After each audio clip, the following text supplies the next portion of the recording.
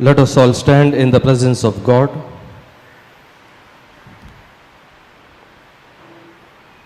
Let us prepare ourselves for the worship.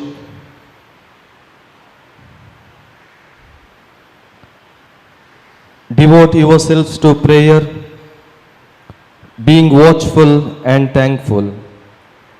Our worship begin in the name of God the Father, God the Son, and God the Holy Spirit. Amen. For praising the Lord, let us sing hymn number 41. Hymn 41, O day of rest and gladness, a day of joy and light.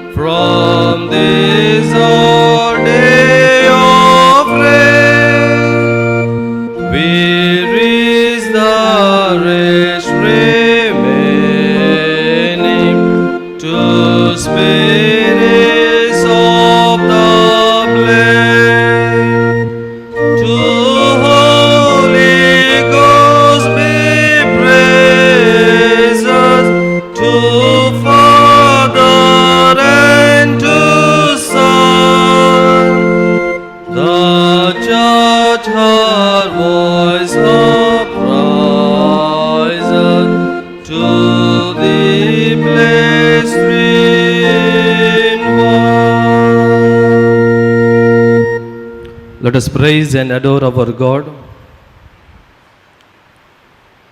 It is right and good to offer our praise to God, the Creator of heaven and earth, whom we can call our Father and submit our prayers.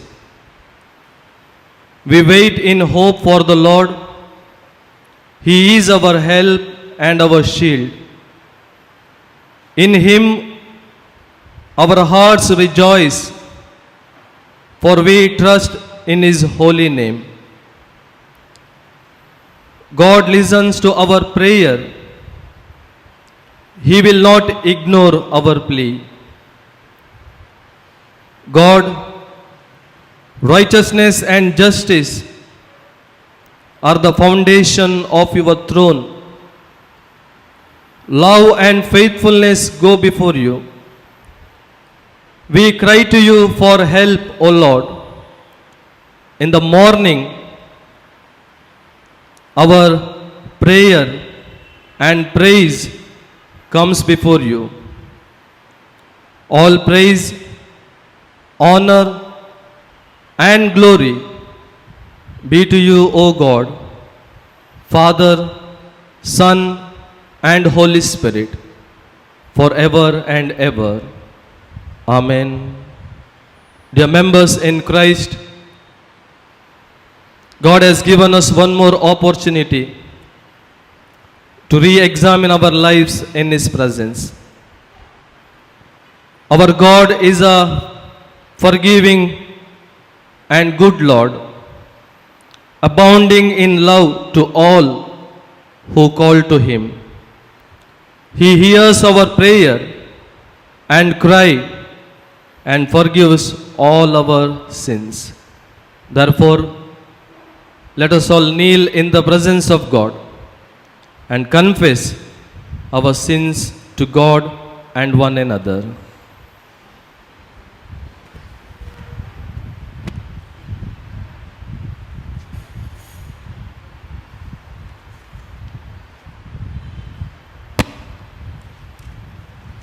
To confess our sins in the order of worship, page number 71. Page number 71.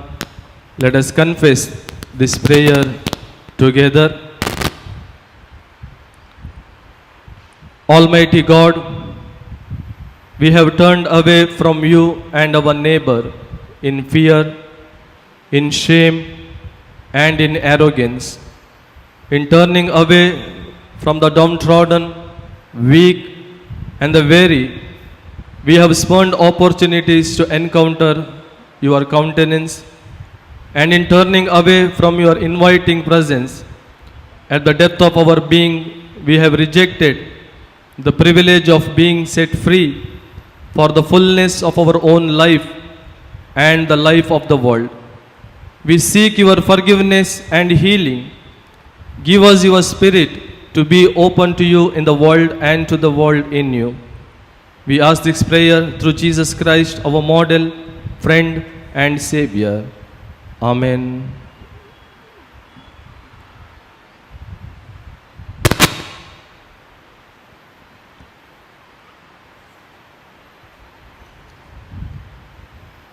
Hear the good news. The mercy of the Lord is from everlasting to everlasting.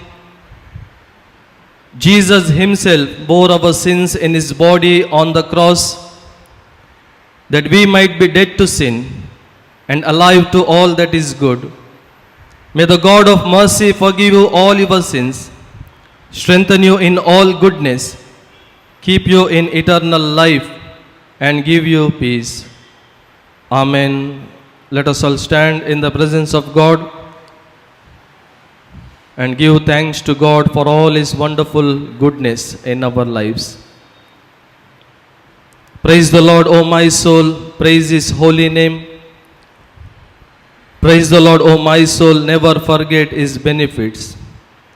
God of all mercies, we, your unworthy servants, give you most humble and hearty thanks for all your goodness and loving kindness to us and to all people. We bless you for our creation, preservation, and all the blessings of this life, but above all, for your boundless love in the redemption of the world by our Lord Jesus Christ, for the means of grace and for the hope of glory.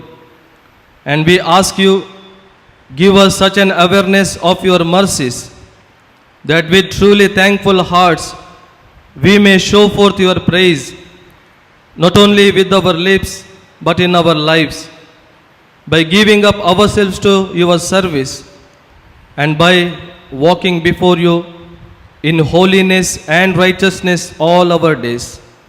Through Jesus Christ, our Redeemer, to whom with you and the Holy Spirit be all honor and glory. Let us pray.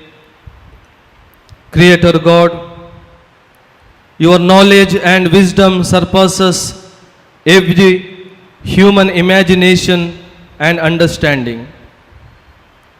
Give us your spirit, a spirit of prayer, in order to pray continuously without ceasing.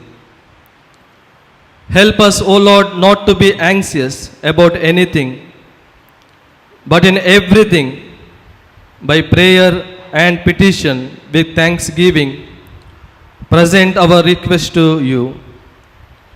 We commit ourselves in prayer through Jesus Christ, our Lord, who lives and reigns with you and the Holy Spirit, one God, now and forever. Amen. Congregation, please be seated. Now we have Old Testament reading.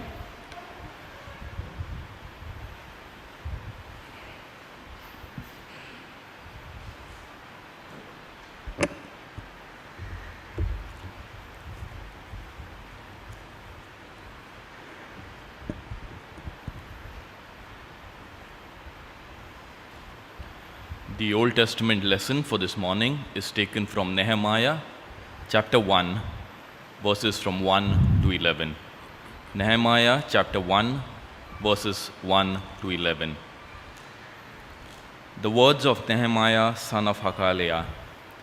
In the month of Kislev, in the 20th year, while I was in the citadel of Susa, Hanani, one of my brothers, came from Judah with some other men, and I questioned them about the Jewish remnant that survived the exile, and also about Jerusalem. They said to me, "Those who survived the exile and are back in the province are in great trouble and disgrace. The wall of Jerusalem is broken down, and its gates have been burned with fire." When I heard these things, I sat down and wept. For some days I mourned and fasted and prayed before the God of heaven. Then I said, "O Lord, God of heaven, the great and awesome God, who keeps his covenant of love with those who love him and obey his commands, let your ear be attentive and your eyes open to hear the prayer your servant is praying before you day and night for your servants, the people of Israel. I confess the sins we Israelites, including myself and my father's house, have committed against you. We have acted very wickedly toward you. We have not obeyed the commands, decrees, and laws you gave your servant Moses. Remember the instruction you gave your servant Moses, saying, 'If you are unfaithful, I will scatter you among the nations. But if you return to me and obey my commands, then, even if your exiled people are at the farthest horizon, I will gather them from there and bring them to the place I have chosen as a dwelling for my name. They are your servants and your people, whom you redeemed by your great strength and your mighty hand. O Lord, let your ear be attentive to the prayer of this your servant and to the prayer of your servants who delight in revering your name. Give your servant success today by granting him favor in the presence of this man. I was cupbearer to the king." Here ends the lesson. Praise be to you, O God. Let us all stand for the responsive reading of Psalm 116.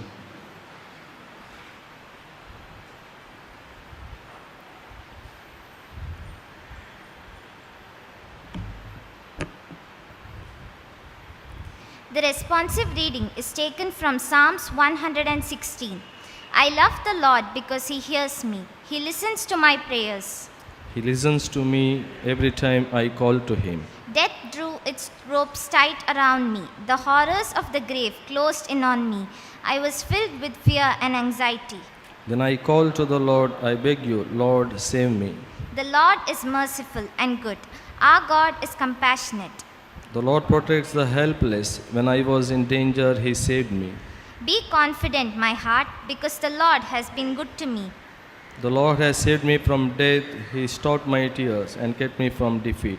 And so I walk in the presence of the Lord in the world of the living.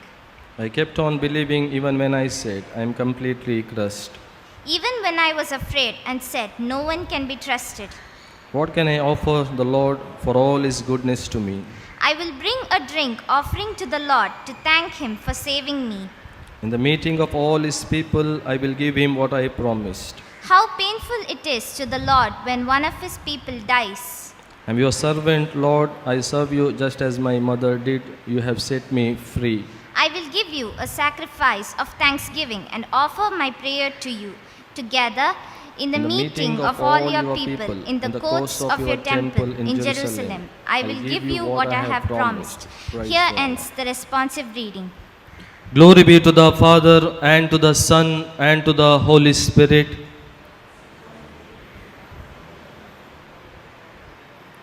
Congregation, please be seated. Now we have epistle reading.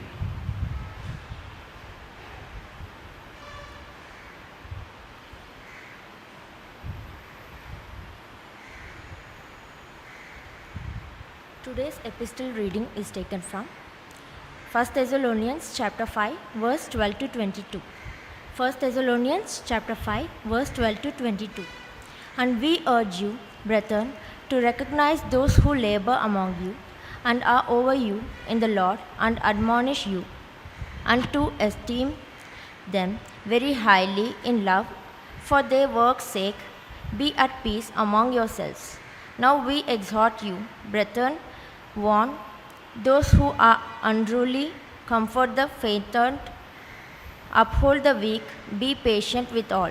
See that no one renders evil for evil to anyone, but always pursue what is good, both for yourselves and for all.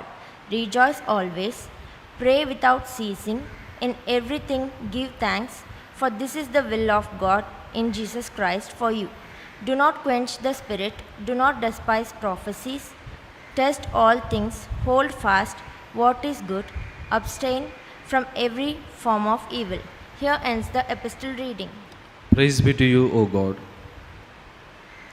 Let us all rise for the gospel reading.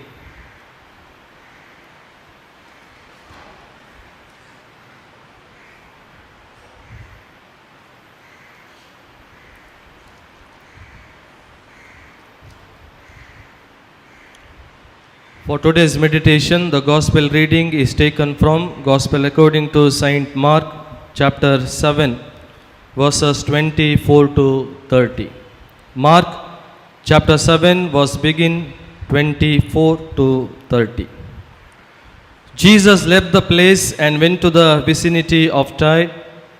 He entered a house and did not want anyone to know it, yet he could not keep his presence secret. In fact, as soon as she heard about him, a woman whose little daughter was possessed by an evil spirit came and fell at his feet. The woman was a Greek born in Syrian Phoenicia. She begged Jesus to drive the demon out of her daughter. First, let the children eat all they want, he told her, for it is not right to take the children's bread and toss it to their dogs. Yes, Lord, she replied, but even the dogs under the table eat the children's crumbs. Then he told her, for such a reply, you may go, the demon has left your daughter. She went home and found her child lying on the bed and the demon gone. Here ends all the readings. Praise be to you, O Christ. Congregation, please be seated.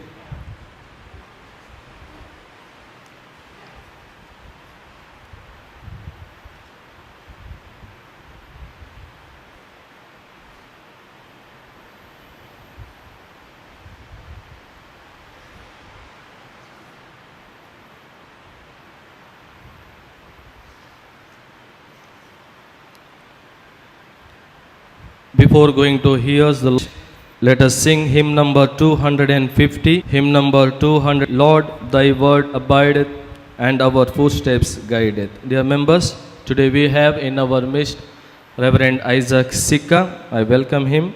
After this hymn, Reverend Isaac Sikka will share the word of God.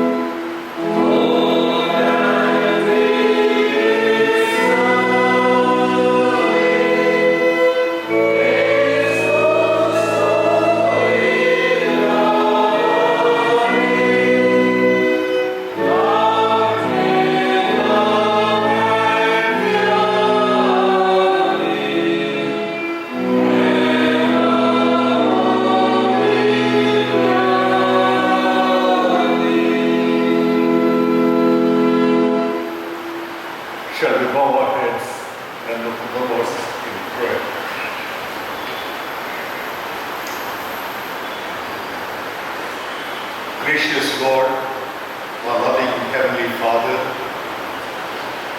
with grateful hearts we come before you this morning. Thank you, Lord, for giving us another Sunday morning to gather in your sanctuary as your children. We thank you for the very gift of life that God has given to us. Thank you for sustaining us during this time of pandemic. Thank you, Lord, for every blessing you've added to our lives. Thank you, Lord, for caring, for loving, for providing. Thank you, Lord, for your compassion towards us.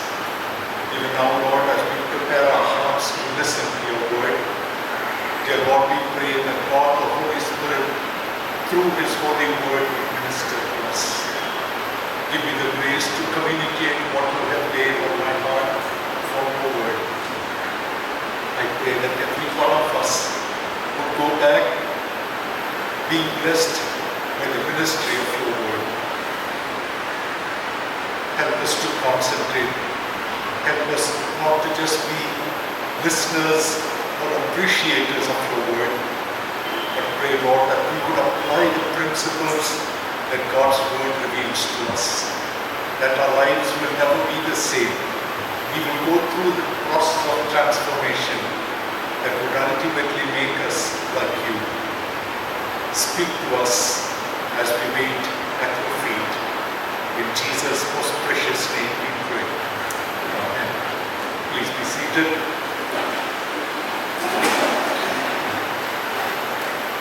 I praise God for giving me another opportunity to stand from this pulpit and bring God's word to God's people. I'm grateful to our dear pastor, Reverend Noel, for inviting me to share God's word with you all this morning. This laborer, every day after his day's work, when he gets his salary, he had the habit of having a little alcohol, liquor, before going home. And after his drinks, he normally walked home. On the way, he always found a huge statue. He used to spend some time before that statue. He used to go and hold that and talk to that statue, pray to that statue. And he found some kind of a comfort in what he did. And he used to go back. One Saturday, he earned a little more than usual. So he got more excited. He had a little more of alcohol than normal. And he came to that statue again. And he went to talk to that statue as he always did. But that day, because he was drunk a little more, he lost his balance and he hit his forehead on the foot of that statue. And he got very upset, very angry. He looked up at the statue and said, every day, persistently, I've been coming and talking to you. I've been pouring out my heart before you. And today you kicked me on my forehead. He said, see what I'm going to do to you. So he went back with rage, he was very angry. The caretaker of the statue was watching everything. He was concerned about this huge statue. So before this guy could come back, he went and unscrewed it. He removed the big one and kept a small one there. The drunkard came back with an axe in his hand. He looked at the smaller statue and asked, where is your father? Persistence in prayer. The theme that is given for our meditation this morning is persistence in prayer. Praise God that we don't have to pray to a statue. We are in the presence of the only living God, the only God. And we need to be delighted that we know Jesus as our Savior and Lord. Probably every day we need to be thanking God that God opened our eyes of faith to know this only living God. That we know we are speaking to a God who hears us. I remember sharing the gospel with a non-Christian friend, an engineering student from MIT. After he accepted Christ, I asked him, can I pray with you? He was wondering whether I'm going to pray in Greek or Hebrew. Which language am I going to pray? When I prayed in English and he could understand every word that I spoke, he said, for the first time in his life, he heard somebody speak to God in a language that he understands. So we are privileged people. We can talk to God in a language that we know, we are comfortable, and we understand. Mostly in my personal prayer, I communicate with God in Tamil, because Tamil is my mother tongue. I find a lot of pleasure in talking to Jesus because I know he understands Tamil. He understands all vernaculars. This morning for our meditation, we are going to look at the prophetic book of Nehemiah, one of my favorite books. I have done a detailed study on this book, and when I saw that among the scripture portions given, when I saw there's a portion on Nehemiah and the theme being persistence in prayer, I thought it would be best for me to share my thoughts from the first chapter of the book of Nehemiah. If possible, please keep your Bibles open so that you can follow as I share the thoughts that God has laid on my heart on the theme of persistence in prayer. I'm sure we all pray. If I ask how many of you pray, I'm sure all of you will put your hands up. But how persistent is our prayer life is a big question we need to be asking ourselves. I've been serving the Lord among students and youth for more than 3 decades. When we conduct student camps, student conferences, after breakfast sessions begin, around 1 o'clock the sessions will end and then we go for lunch. And I've observed students, how many of them pray because they're very hungry. Young people, digestion happens very fast. And I wait to see how many of them will pray before they have their lunch. Some don't pray at all, but I've seen the shortest prayers before they have their lunch. They just